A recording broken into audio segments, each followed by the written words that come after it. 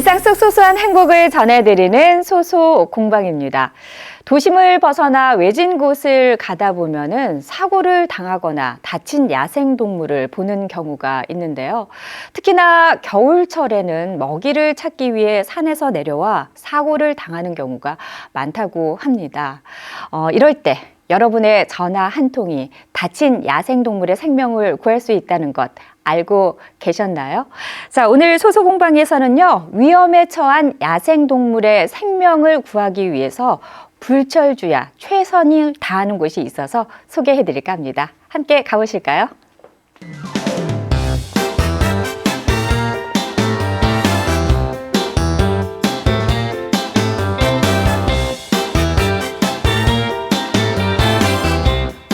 네, 오늘 이야기 손님 옆에 자리하셨습니다. 인사 나눠보겠습니다. 어서 오세요. 반갑습니다. 네, 안녕하세요. 반갑습니다. 네, 직접 소개 들어볼까요? 네, 안녕하세요. 저는 충남 야생동물 구조센터에서 야생동물을 구조하는 일을 하고 있는 이기민 재활관리사입니다. 네, 충남 야생동물 구조센터에서 재활관리사로 일을 하고 계시는군요. 그런데 보통 우리가 야생동물 하면은 워낙 종류가 많잖아요. 현재 센터에서 구조하고 보호하고 있는 동물들은 어떤 종류, 그리고 얼만큼 되나요? 센터에서 주로 구조하는 야생동물들은 이제 조류와 포유류가 있고요. 네. 조류로는 이제 비둘기나 참새, 직박구리 같은 우리 주변에서 볼 수 있는 새나 너구리, 고라니, 삭처럼 이제 잘 보이진 않지만 주변에 있는 포유류들도 네. 있습니다. 멸종위기종의 야생동물들도 그러면은 또 직접 구조하시고 또 치료도 해주시고 돌려보내기도 하시겠죠? 예, 맞습니다. 네. 국내에 자생하는 동물이면은 다 구조하고 있습니다. 네.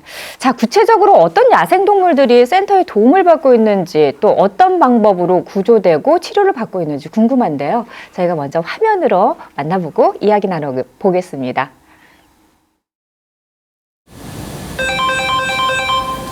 네, 안녕하세요. 충남 야생동물 구조센터입니다. 지금 보고 계신 상황이신가요? 네네. 자동차 후문에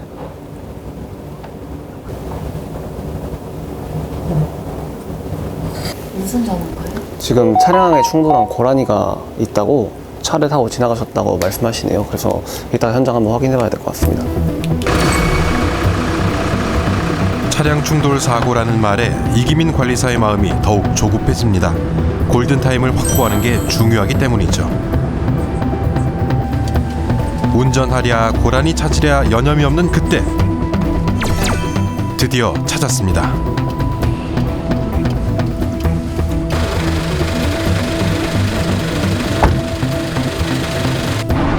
이 차로 좁은 도로에 대형 트럭까지 달리는 위험천만한 사고 현장.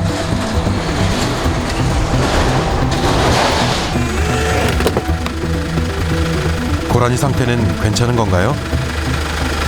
살아는 있긴 한데 뇌진탕이 많이 심해서 못 움직이는 상태 같고요. 빨리 데려가서 진료 봐야 될 것 같습니다. 이런 숨가쁜 구조 활동이 하루에도 몇 번씩 있다는데요. 바쁜 시기에는 평균적으로 10건 이상은 나가고요. 요즘 같은 시기는 조금 줄어서 이제 5건에서 6, 7건까지도 나가고 있습니다.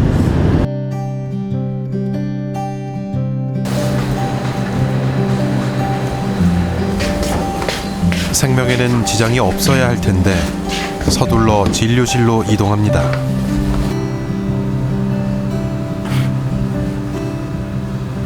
현장에 혈흔이 좀 있었거든요. 그래서 놓친 상처는 없는지 꼼꼼하게 살피는 수의사. 차량 충돌 사고기 때문에 골절 여부도 확인합니다.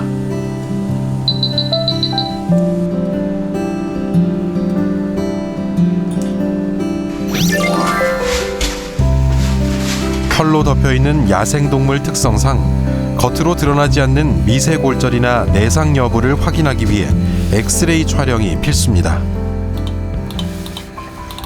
선생님, 고라니 상태 어떤가요? 얘는 뭐 골격계 부러지거나 그런 건 없는데 머리를 좀 세게 부딪힌 게 아닌가 그렇게 추정을 하고 있습니다.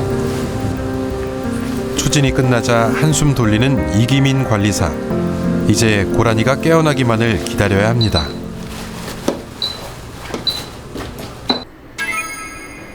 센터에는 많은 야생동물들이 다양한 이유로 구조대에 들어옵니다. 이 동물들을 관리하는 것도 이기민 관리사의 역할이죠. 그가 돌보는 야생동물들 궁금한데요.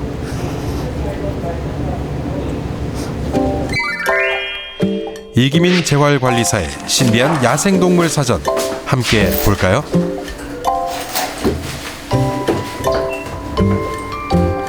첫 번째 환자, 작은 새네요. 스스로 먹지 못하는 환자를 위해 직접 먹이를 주고 있습니다. 그나저나 너는 누구니? 이 친구는 알락꼬리 쥐발기라고 하는 우리나라에 드물게 찾아오는 나그네 새입니다.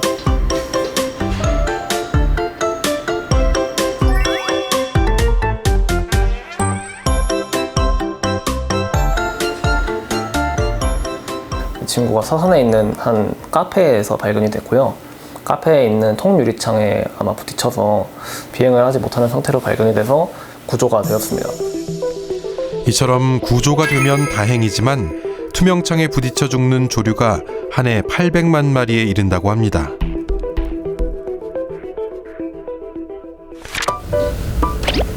이번에는 어떤 동물이죠? 우리나라 야생에서는 보기 힘든 동물 아닌가요? 이 친구는 미어캣이고요. 원래 아프리카 사막 쪽에서 서식하는 좀 더운 지방의 친구인데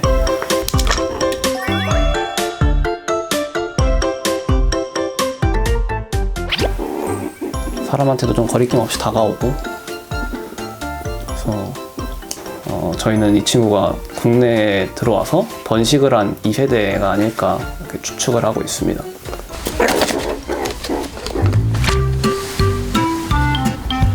미어캣과 비슷한 이유로 센터에서 보호받고 있는 이 동물.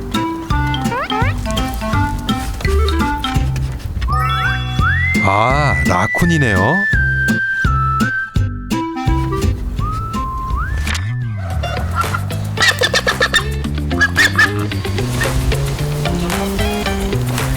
두 사람이 합동해서 포획을 시도합니다.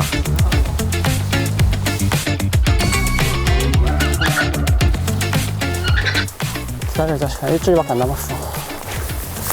금방 나가죠. 방생을 앞둔 이 동물의 건강 검진을 위해서입니다. 진짜 다 끝났어요.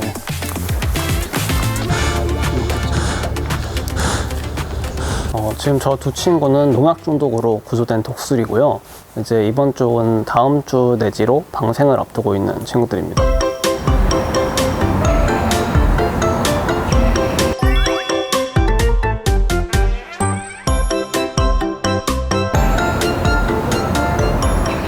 추수철이 끝난 농경지에 찾아오는 오리들을 노리고 농약이 묻은 벽실을 이렇게 두는 경우가 매년 겨울철마다 발생을 해요.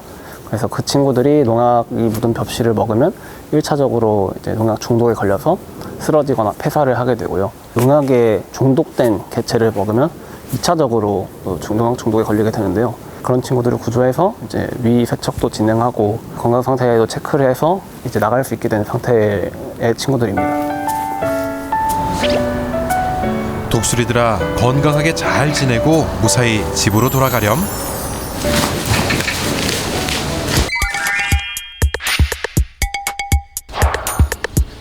독수리처럼 방생을 앞둔 또 다른 야생동물 환자. 작은 몸집으로 참 재빠르게 움직이는데요. 건강을 확실히 회복했나 봅니다.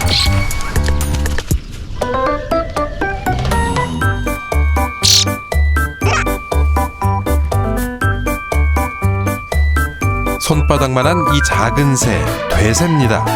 작은 새를 잡아 이리저리 세심하게 살피는 이기민 관리사. 최종적으로 이 친구 나가기 전의 상태 확인하고 있습니다. 깃이나 어디 다쳤던 데가 어떻게 나아졌는지 이런 것들 확인하고 있고요.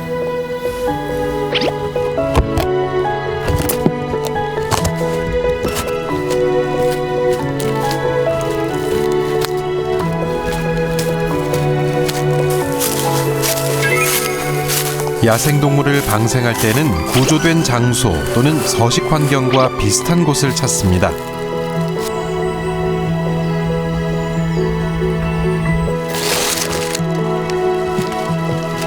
드디어 방생하는 순간.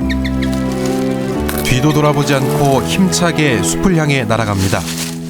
돼새가 날아간 곳을 한동안 바라보는 이기민 관리사. 이 순간 어떤 감정일까요? 아쉬움보다는 이제 약간의 후련함, 그리고 잘 살아나가서 회복해 나가서 하는 다행이라는 좀 안도감, 그런 걸 갖고 있고요. 오히려 제일 큰 거는 이제 이 친구들이 다시 무사히 적응할 수 있을까 하는 걱정이 많이 드는 것 같습니다.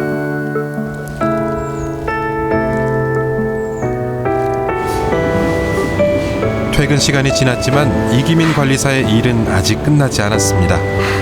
색깔별로 현황판에 무언가를 적어내려 갑니다. 오늘 자연으로 돌려보낸 돼새도 보이는데요.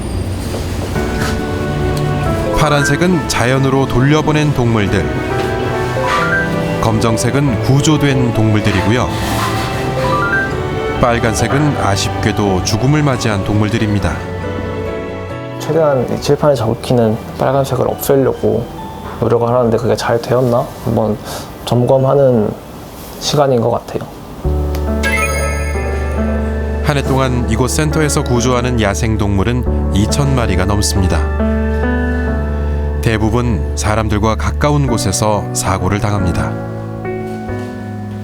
우리가 관심을 안 가져서 몰랐던 것뿐이지 항상 곁에 있고 지금도 주변에 머물러 있고 아침이 되면은 산새들이 지저귀고 밤이 되면은 너구리랑 삭들이 돌아다니면서 그런 생태계 균형을 맞추는 역할을 다 하고 있어서 인간만이 살아가는 세계가 아니라 다 같이 모든 종이 어우러져서 살아갈 수 있는 세계를 위해서 좀 관심부터 시작했으면 좋겠습니다. 네, 다양한 종들이 함께 어우러져서 사는 세상이 됐으면 좋겠다는 그 마지막 말씀이 참 가슴에 와닿네요. 그런데 우리 재활관리사님의 일상을 쭉 따라가 보니까 정말 하루 24시간이 참 부족하겠다라는 생각이 들거든요. 어떻게 이 하루를 24시간을 보내시는 편이세요? 가장 먼저 9시에 출근을 하면은 네. 개체들의 상태를 먼저 확인하면서 이 친구들이 오늘 해야 할 처치 그리고 오늘 해야 할 재활 일정들을 확인하는 시간을 갖고요.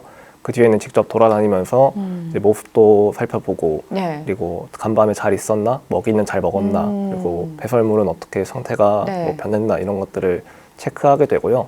그것들이 끝나면은 이제 한쪽에서는 먹이 관리가 이루어지고 한쪽에서는 이 친구들이 직접 약을 먹인다든지 훈련을 한다든지 이런 식의 이제 관리가 이루어지게 됩니다. 그 구조 관리 같은 경우에는, 구조 같은 경우에는 하루에 몇 건 혹은 1년 따졌을 때는 몇 건 정도 들어오나요, 보통? 최근 작년에는 이제 2,000건 넘게 저희가 구조를 했었고요. 네.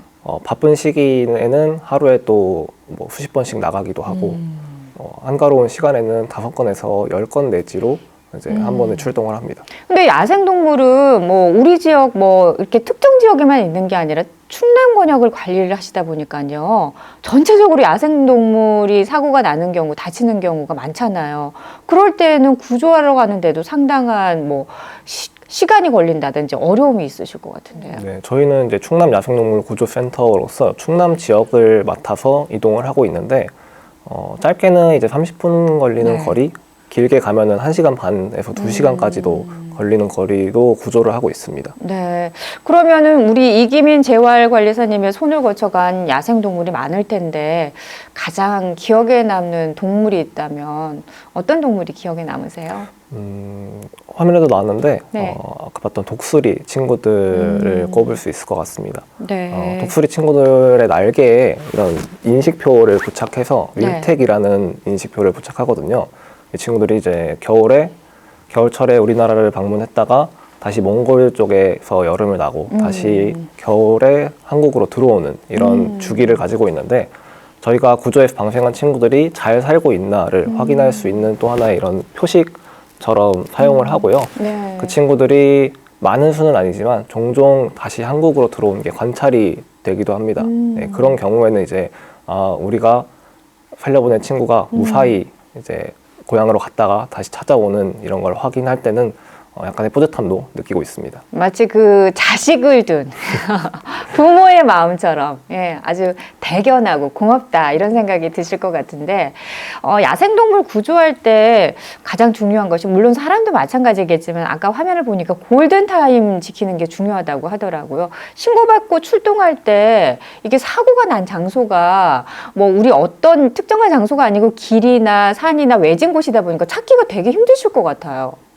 네, 그래서 신고자 분께 보통은 이제 지나가다가 발견하시는 경우가 많아요. 네. 그래서 그 발견하신 주소를 요청을 하는데 신고자분들도 보통 이제 운전을 하면서 네. 발견을 하다 보니까 그게 추적도 잘 어렵고 그리고 또 이제 이런 시골의 특성상 그 나이 드신 분이 많이 계시다 보니까 네. 핸드폰 사용에 조금 어려움이 많으세요.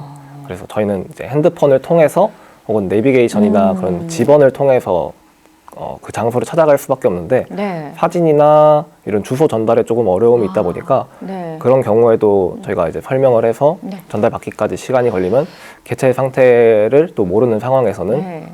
최대한 빨리 그런 정보를 얻어야 되는데 네, 그런 면에서 조금 어렵고 네. 네, 저희도 약간 촉박함을 그런 느끼기도 어려움이 하고요. 있으시군요. 네. 그렇다면 이외에도 야생동물 구조 신고를 할 때 우리가 좀 주의해야 할 점이 있다면 뭐가 있을까요? 우선은 동물의 상태를 확인하고 이 친구한테 뭔가 섣불리 하는 거를 조금 경계해야 될 것 같습니다. 개체가 사람이 접근했을 때 오히려 더 난리를 치는 경우도 그렇죠. 있고 네. 그래서 우선은 부상이 일어나지 않도록 관찰하면서 아까 말씀드렸던 저희에게 주소와 사진 정보를 전달해 주시는 게 가장 네. 빠른 구조로 이어질 것 같습니다. 네, 이 섣불리 구조를 한다거나 치료를 해준다는 그런 것보다는 오히려 이 동물의 상태를 지켜보면서 빠른 구조 신고를 하는 것이 가장 좋다는 말씀이신 것 같습니다. 자, 앞으로도 야생동물구조센터가 상처 입은 야생동물들에게 안락한 쉼터이자 또 든든한 치료소 역할을 해주기를 바라겠습니다. 오늘 나와주셔서 고맙습니다. 네, 감사합니다. 자, 오늘은 야생동물 구조의 최전선에서 일하고 있는 분 모시고 이야기 나눠봤는데 우리가 사는 세상이 더 발전하고 편리해질수록 야생동물은 점점 살아갈 터전을 잃고 있는 것 같습니다. 위험에 처한 동물들을 빨리 구조하고 치료하는 일도 중요하겠지만요. 무엇보다 야생동물이 위기에 처할 수밖에 없는 원인이 무엇인지 함께 고민해보는 사회가 됐으면 좋겠습니다. 오늘 저희가 준비한 소식은 여기까지입니다. 저희는 다음 이 시간 찾아오겠습니다. 고맙습니다.